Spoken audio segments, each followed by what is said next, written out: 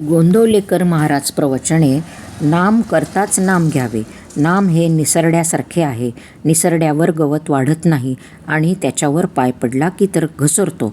त्याचप्रमाणे नाम आपल्यावर उपाधी ठरू देत नाही. त्याला कोणत्याही उपकरणाची गरज लागत नाही. रोगी निरोगी, विद्वान अडाणी, श्रीमंत गरीब, लहान थोर, स्त्री पुरुष, जाती गोत यापैकी कोणतीही गोष्ट असली तरी अडत नाही, नसली तरीही अडत नाही. नामाशिवाय दुसऱ्या कोणत्याही साधनाला शक्ती, बळ, पैसा वगैरे कोणत्या तरी गोष्टीची मदत लागते. असे हे अत्यंत उपाधिरहित असलेले नाम आपणही अत्यंत उपाधिरहित होऊन घेतले तरच त्यात आपल्याला प्रेम येईल.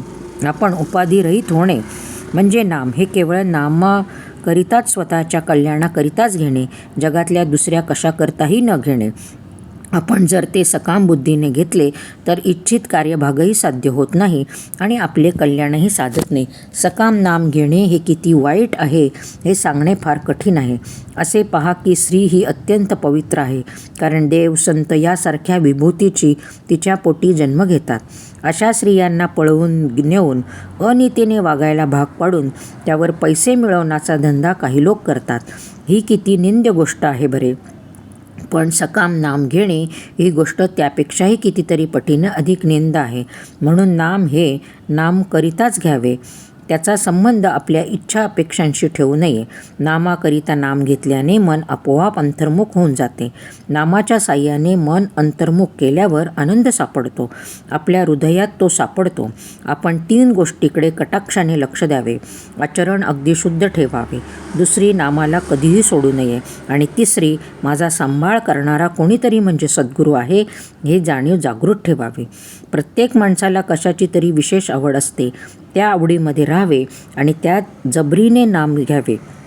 आत्मज्ञान व्हावे म्हणून त्याच्या मागे लागले तर ते लवकर होत नाही. भगवंताकडे लक्ष लागले म्हणजे ते आपोआप होते. भगवंताचे नाम घेणे हे ज्ञान होण्याचेच लक्षण आहे.